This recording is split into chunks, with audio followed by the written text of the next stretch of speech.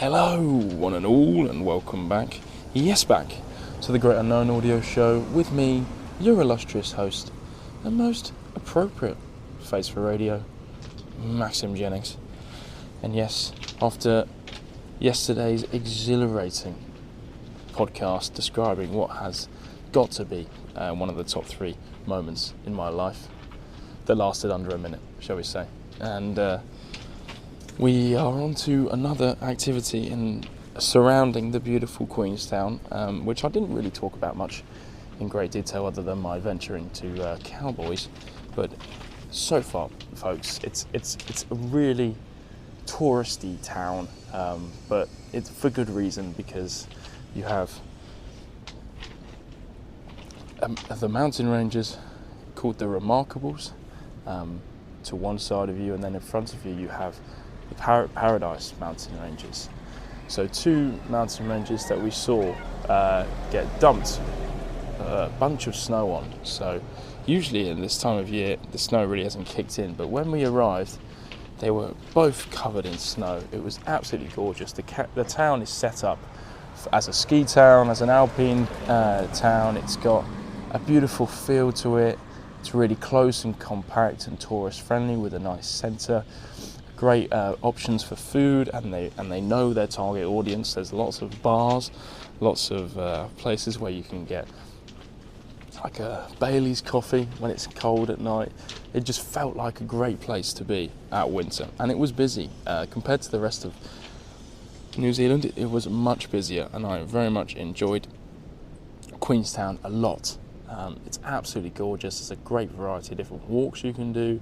Loads of different activities. They call it the thrill-seeking capital of the world for good reason. As I mentioned, the bungees. There was also a catapult you could get flung 200 meters across a canyon from.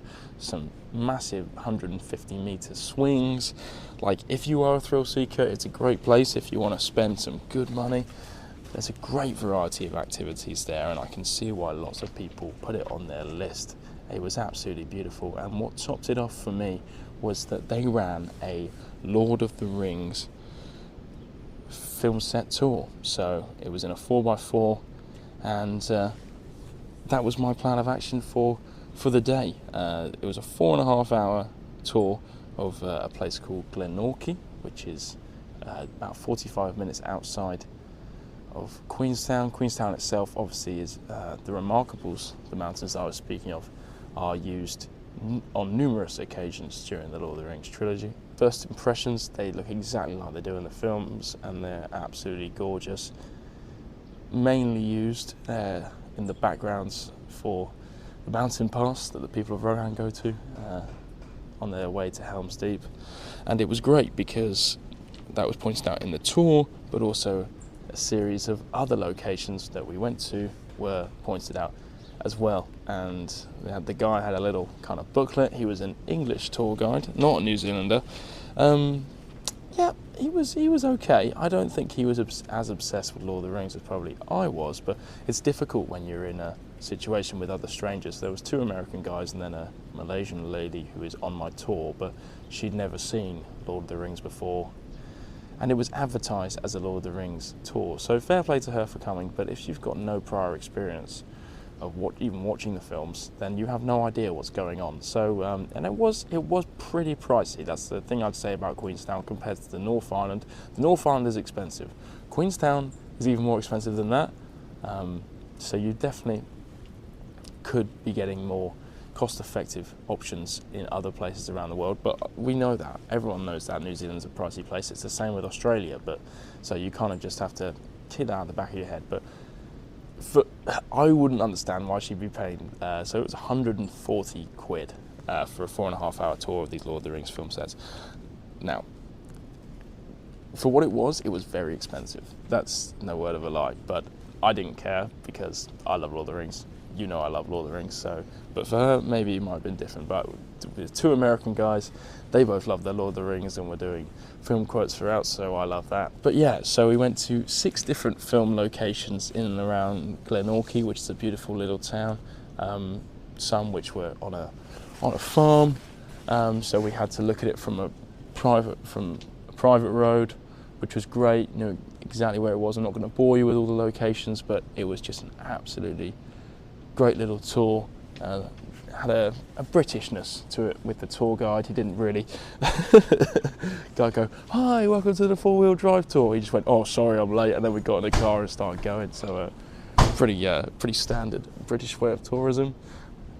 And yeah, that was pretty great. And before that, and I'd the night before, because I kind of just focused on the bungee in the last episode. Before that, I'd climbed up to the skyline view of Queenstown, and I saw the most amazing sunset. Was up there for quite a while. It was a bit wet and slippy, but it was an absolutely fantastic view. And then as I was on my way up to kind of the top, which isn't that high, I think it's about 1,500 meters, I saw a guy paragliding into the landing spot as I was walking up to it, and I was like, bloody hell, that is impressive. Started speaking to him and saying, "Oh, it's just something you do for fun?" And he was like, "Yeah, I'm just kind of gliding from spot to spot." I'm like, "Oh, okay, that's pretty cool, but it's interesting things to do by yourself." But it seemed pretty epic, and I don't blame him, because the views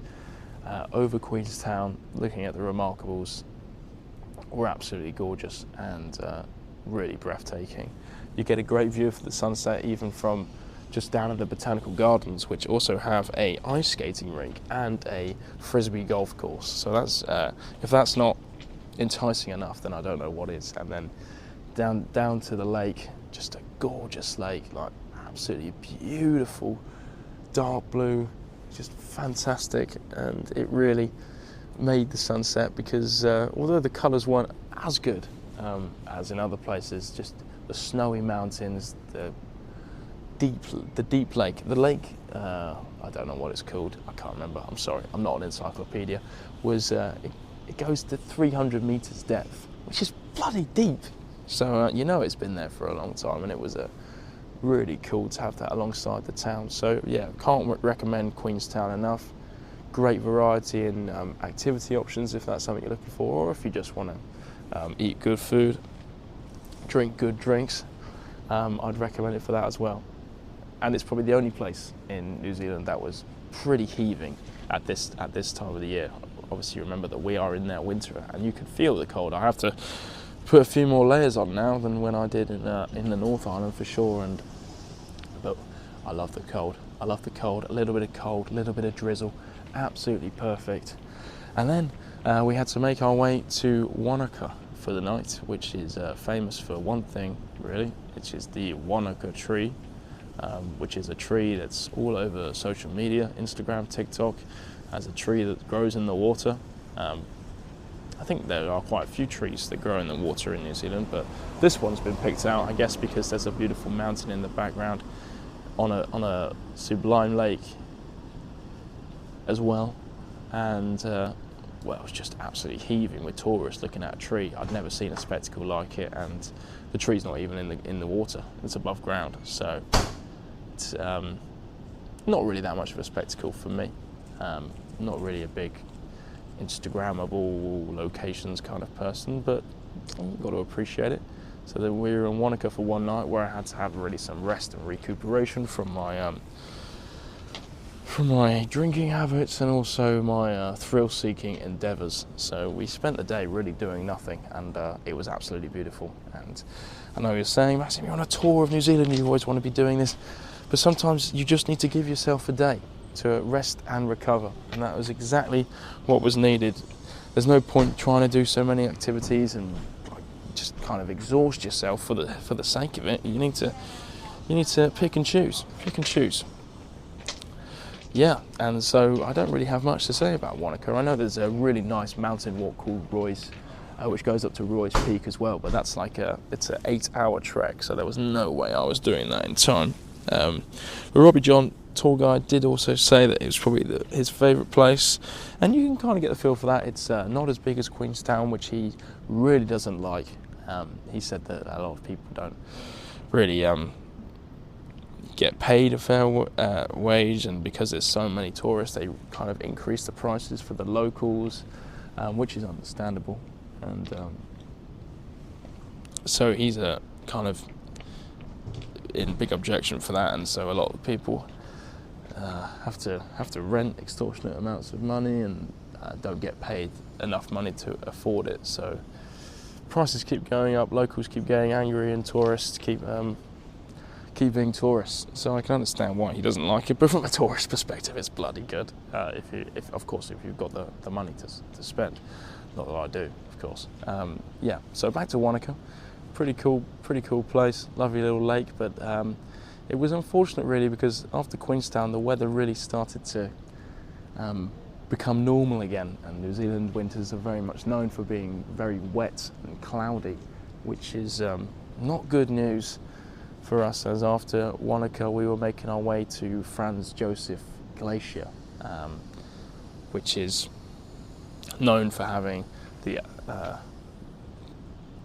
it's one of the only glaciers in New Zealand. You're in glacier country next to Fox Glacier, but it's really known for being the glacier closest enough to the Oroki mountain ranges, which include Mount Gunn and Mount Cook. And I really want to see these mountain ranges from a helicopter, because not only are they absolutely beautiful, but it's also where they filmed the lighting of the beacons scene in Lord of the Rings. Funny enough, any activity that I do is going to be related to Lord of the Rings, and the weather was not looking good. The clouds were really low, very misty, so taking off in a helicopter there was not looking very likely. So we'll see in the next episode if that goes ahead. It's very expensive. So I am also contemplating the price and whether it is really worth it. Is it going to do how the films do it justice? Is it going to be worth the money? And if I pay for it and the helicopter doesn't go up, do I get all the money back? Those are questions I don't have the answers to. So in the next episode, folks, I will let you know how I got on, whether we did something else, whether we could even see the Franz Josef Glacier, because I've been told that due to its height and lots of loose rocks falling, that sometimes spectators, when they do the glacier pass, they can't see it in the short walk. So we may not even see the glacier, and we're there for 2 nights. So I will keep you posted. But for now, folks, thank you very much for listening to my voice once again. And as always, you'll hear from me in the next one. Goodbye.